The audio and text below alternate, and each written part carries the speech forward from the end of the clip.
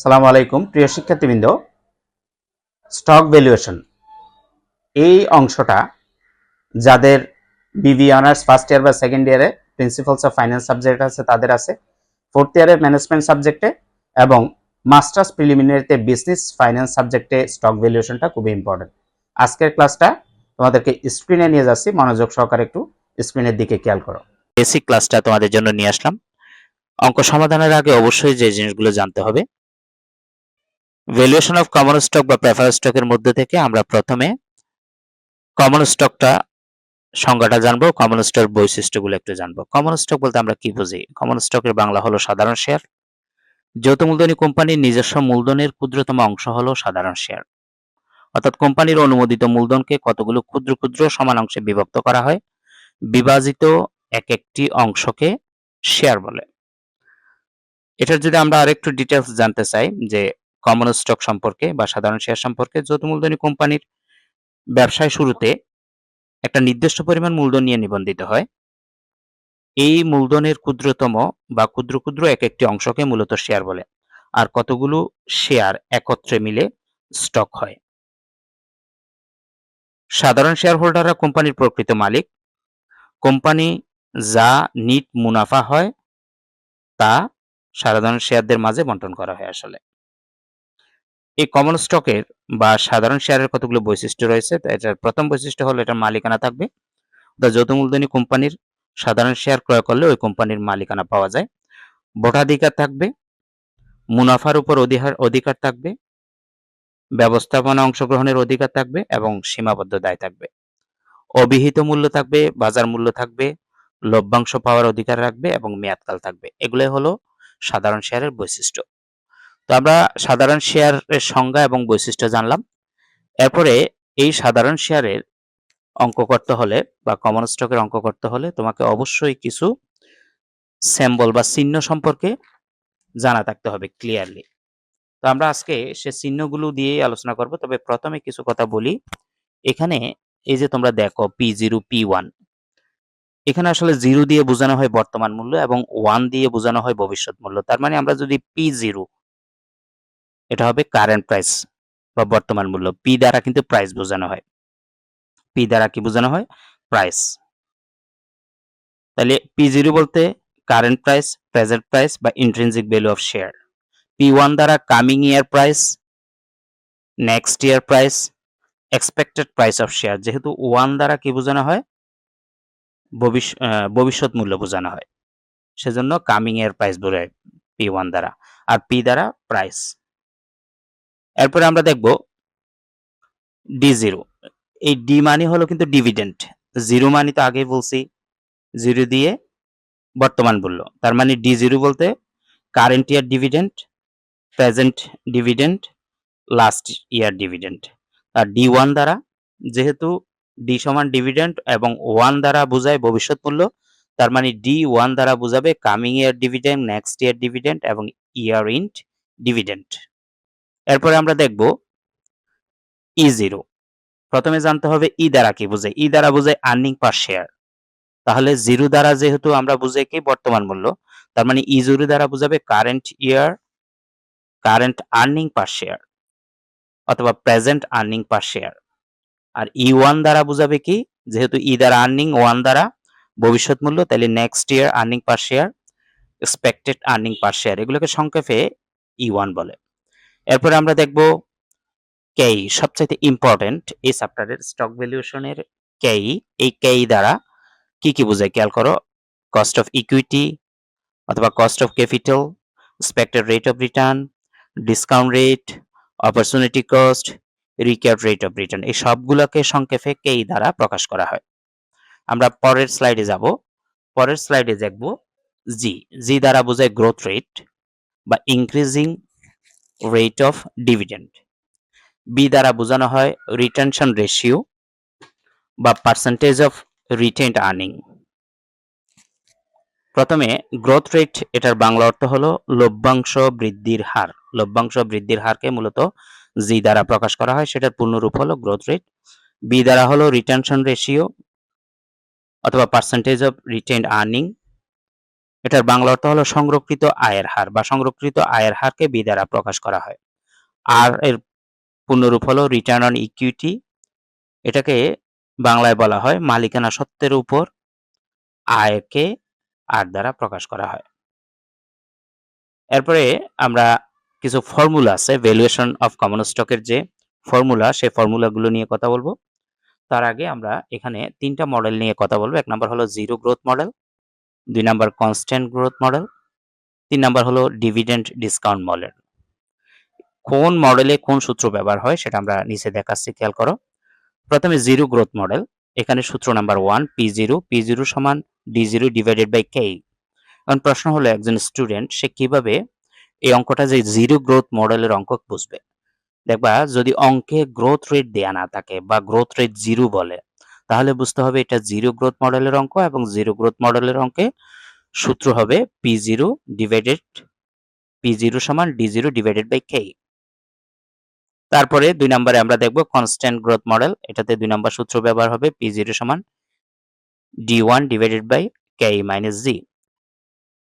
Constant growth মডেলের অঙ্ক বোঝার সহজ পদ্ধতি হলো প্রশ্নে গ্রোথ রেট দেয়া থাকবে, গ্রোথ রেট দেয়া না থাকলে zero growth model, growth rate দেয়া থাকলে constant growth model.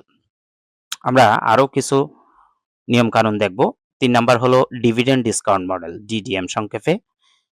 3 number single period valuation model. এই ডিভিডেন্ড ডিসকাউন্ট মডেলে 2টা মডেল আছে আবার, একটা হলো single period valuation model equal P0 সমান D1 plus P1 1 plus KE। এই সূত্রটার প্রয়োগ আমরা যখন এই ধরনের অঙ্কগুলো করব ডিভিডেন্ড ডিসকাউন্টের, তখন আমরা সিঙ্গেল পিরিয়ড ভ্যালুয়েশন মডেলের এই সূত্রের প্রয়োগটা বুঝাবো এবং আরো ডিটেলস কথা বলবো। 4 নাম্বার হলো ডিভিডেন্ড ডিসকাউন্ট মডেলের মধ্যে 4 নাম্বারটা হলো মাল্টি পিরিয়ড ভ্যালুয়েশন মডেল। এটাতে P0 বের করতে হলে D1 divided by 1 plus KE whole to the power 1 plus D2 divided by 1 plus KE whole to the power 2 dot dot dot plus DN plus PN 1 plus KE whole to the power N। এই সূত্রের অংশটা আমরা এই ধরনের অঙ্কগুলো যখন করব সেগুলো নিয়ে আরো একটু ডিটেলস কথা বলবো, ঠিক আছে। এরপরে আরো কিছু আমাদের ফর্মুলা আছে, যে ফার্স্ট নাম্বার ফর্মুলাটা হলো আমরা জি বা গ্রোথ রেট কিভাবে বের করব। খেয়াল করবা, গ্রোথ রেট বের করার সূত্র হলো জি সমান বি ইন্টু আর, বি ইন্টু আর। 6 নাম্বার হলো বি বের করার সূত্র। আমরা বি মানে কি শিখছিলাম? বি মানে শিখছিলাম রিটেনশন রেশিও বা সংরক্ষিত আয়ের হার। বি সমান 1 মাইনাস ডিপি রেশিও। 7 নাম্বার হলো ডিপি রেশিও বের করতে হলে জাস্ট এটা পক্ষান্তর করে নিব। এই মাইনাস ডিপি রেশিওটা এদিকে চলে আসলে প্লাস ডিপি রেশিও হয়ে যাবে, 1 ঠিক থাকবে। বি এর আগে যেহেতু প্লাস আসে সেটা পক্ষান্তর হয়ে মাইনাস বি হয়েছে, এভাবেও ভাবা যায়, অথবা তুমি সরাসরি মুখস্থ করে নিবা। আরো কিছু সূত্র আছে, D0 সমান E0 into DP ratio, 9 number D1 সমান E1 into DP ratio, 10 number D1 সমান D0 ইন্টু 1 প্লাস জি। এই 10টা সূত্র তুমি যদি মুখস্থ করে রাখতে পারো বা টেকনিক্যালি শিখতে পারো, তাহলে এই চ্যাপ্টারের অঙ্কগুলো একদম ইজিলি বুঝবা।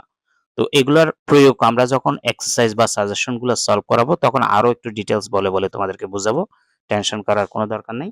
আমরা সাজেশনে সেগুলো প্রয়োগ করার সময় সাজেশনের প্রশ্নকে বেস করে কিছু কথা বলবো, সেগুলো খেয়াল করবা। তো পরের পেজে আসলাম, আমরা সাজেশন 1টা নিয়ে হাজির হলাম। সাজেশন 1 এর প্রশ্নটা নিয়ে আসলাম, এটা একটা ন্যাশনাল ইউনিভার্সিটিতে আসা 2010 সালের একটা প্রশ্ন। ABC company pace A dividend of টাকা 10 পার শেয়ার। এটার অর্থ হলো এবিসি কোম্পানি শেয়ার প্রতি 10 টাকা লভ্যাংশ প্রদান করে।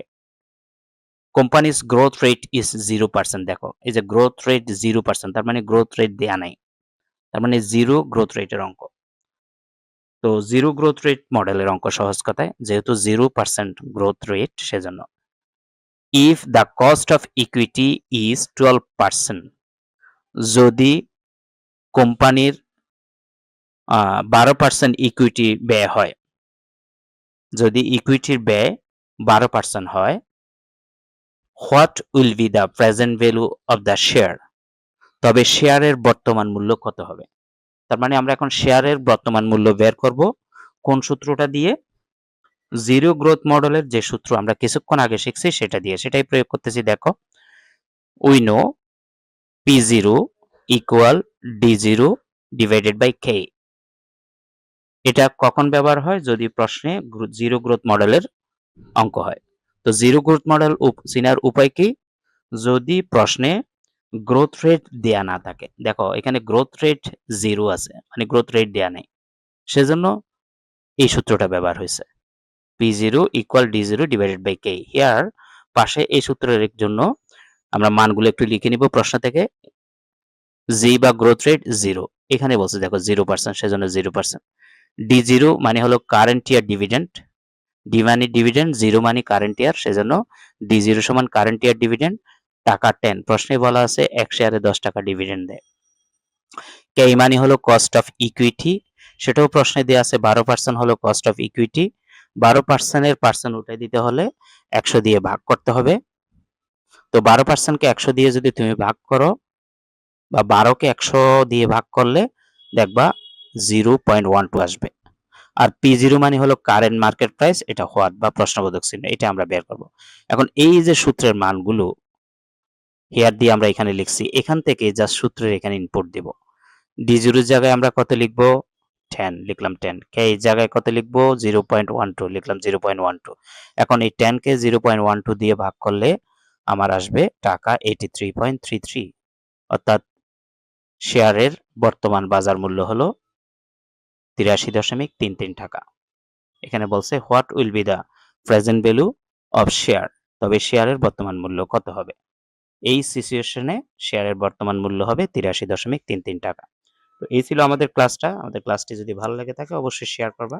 চ্যানেলে নতুন হয়ে থাকলে চ্যানেলটাতে সাবস্ক্রাইব করে রাখবা, যেন এই ধরনের ইম্পর্টেন্ট সাজেশনগুলো তোমরা পেয়ে থাকো। আর পেজে দেখে থাকলে পেজটাতে ফলো দিয়ে রাখো। আমি সাজেশন 2 এর প্রশ্নটা তোমাদের জন্য রাখলাম। প্রথমে প্রশ্নটা একটু খেয়াল করি। এটা ন্যাশনাল ইউনিভার্সিটিতে 2012 সালে একবার আসছিল এবং 2020 সালে একবার আসা প্রশ্ন, তার মানে দুইবার প্রশ্নটা আসছিল। একটু ইম্পর্টেন্ট প্রশ্ন, খেয়াল করো। Mister Joy currently pays an annual dividend of Taka 20, which is expected to grow at 5% indefinitely. Cost of common stock is 15%. এটার অর্থ হলো জয় সাহেব বা মিস্টার জয় বর্তমানে প্রতি শেয়ারে 20 টাকা লভ্যাংশ প্রদান করে, যার বৃদ্ধির হার বা গ্রোথ যেটা বা গ্রোথ রেট যে দেয়া আছে 5%। ইনডিফিনিটলি মানে হলো অনির্দিষ্টকালের জন্য, এবং তাদের কস্ট অফ কমন স্টক বা কে এর মান দেওয়া আছে 15%। Calculate the value of common stock, value of common stock বা কমন স্টকের মূল্য নির্ধারণ করো।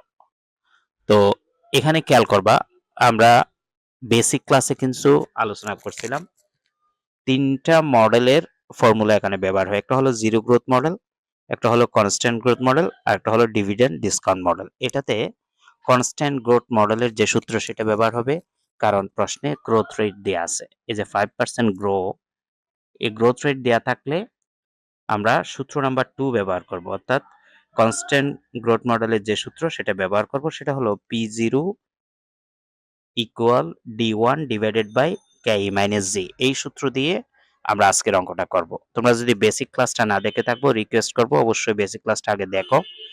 বেসিক ক্লাসটা দেখলে এই অঙ্কগুলো খুব সহজে বুঝে যাবা। তো নিয়ে আসলাম আমি সমাধানটা তোমাদের জন্য। P0 মানে হলো value of common stock, P0 সমান D1 divided K by G। এটা হলো, আবার বলতেছি, এই সূত্রটা হলো কনস্ট্যান্ট গ্রোথ মডেলের অঙ্কের জন্য ব্যবহার হয়। কনস্ট্যান্ট গ্রোথ মডেলের অঙ্ক চেনার উপায় কি? প্রশ্নে গ্রোথ রেট দেওয়া থাকবে, দেখো গ্রোথ রেট 5% দেওয়া আছে। তো P0 সমান D1 divided K minus G। এখন এই সূত্রের যে মান সেগুলো আমরা হেয়ার দিয়ে পাশে আগে লিখব। D1 মানে ডিভিডেন্ড আফটার 1 ইয়ার, ভবিষ্যৎ লভ্যাংশ। আমরা প্রথমে বলছিলাম 0 মানে হলো কারেন্ট ইয়ার এবং 1 মানে হলো নেক্সট ইয়ার বা ভবিষ্যতের পরবর্তী বছরের লভ্যাংশ। তো D1 এর যে সূত্র, যদি প্রশ্নে সরাসরি D1 এর মান দেয়া না থাকে, তখন D1 বের করার জন্য সূত্র হলো D0 × 1 + G। D0 মানে হলো কারেন্ট ইয়ার লভ্যাংশ। এখানে প্রশ্নে বলা আছে জয় কারেন্টলি পেস অ্যানুয়াল ডিভিডেন্ড টাকা 20, তার মানে D0 সমান হলো 20। ব্র্যাকেট দিলাম সূত্রের 1 দিলাম, সূত্রের প্লাস চিহ্ন দিলাম। আর জি এর জায়গা হলো গ্রোথ রেট, এই যে 5% আছে, 5% যদি তুমি উঠাইতে চাও 100 কে 5 দিয়ে ভাগ করতে হবে, সরি 5 কে 100 দিয়ে ভাগ করতে হবে, মানে 5 কে 100 দিয়ে ভাগ করলে দেখবা যে 0.05 চলে আসবে। জাস্ট 5% এর পার্সেন্ট উঠাই দিছি, তাহলে 1 + 0.05 এখন তুমি যদি ব্র্যাকেট উঠাই দাও যে 1 এটার সাথে প্লাস করো 0.05, তাহলে 1.05, সেটাকে যদি তুমি 20 দ্বারা গুণ করো আসবে 21। তার মানে আমরা D1 এর মান পেয়ে গেছি 21। এরপরে কেই, এটা কিন্তু প্রশ্নের ভিতরেই দেওয়া আছে 15%। দেখো এই যে কমন স্টক ইজ 15, অর্থাৎ cost of common stock is 15%। এটা হলো কে এর মান। পার্সেন্ট উঠাই দিতে হলে 15% এর পার্সেন্ট উঠাইতে হলে 15 কে 100 দিয়ে ভাগ করব। 15 কে 100 দিয়ে ভাগ করে দেখো 0.15 চলে আসবে। জি মানি গ্রোথ রেট প্রশ্নে দেওয়া আছে 5%, 5% পার্সেন্ট উঠে দিলে 5 কে 100 দিয়ে ভাগ করো 0.05 চলে আসবে। এই যে মানগুলো D1 এর মান 21, কে এর মান 0.15, জি এর মান 0.05, এই মানগুলো আমরা এখানে বসাই দেব। এই যে D1 এর জায়গায় 21, কে এর জায়গায় 0.15, মাইনাস চিহ্ন দিলাম, জি এর জায়গায় 0.05 বসানোর পরে ক্যালকুলেশন করব। 0.15 থেকে 0.05 মাইনাস করলে আর থাকবে 0.10। এখন 21 কে 0.10 দ্বারা ভাগ করলে আমরা পেয়ে যাব 210, অর্থাৎ P0 এর মান 210 টাকা। ভ্যালু অফ কমন স্টক হলো বা শেয়ারের বর্তমান মূল্য হলো 210 টাকা। এই ছিল আমাদের কনস্ট্যান্ট গ্রোথ মডেলের অঙ্কে কিভাবে সূত্র ব্যবহার করব, কিভাবে আমরা মানগুলো ব্যবহার করে ভ্যালু অফ কমন স্টকটা বের করব সেটা দেখালাম। সবার জন্য শুভকামনা রইল। ক্লাসটি ভালো লাগলে অবশ্যই শেয়ার করবা। নতুন হয়ে থাকলে পেজটিতে ফলো দিয়ে রাখবা এবং চ্যানেলে যদি তুমি নতুন হও চ্যানেলটাতে সাবস্ক্রাইব করে রাখবা। সবার জন্য শুভকামনা রইল। আসসালামু আলাইকুম ওয়া রাহমাতুল্লাহি ওয়া বারাকাতুহু।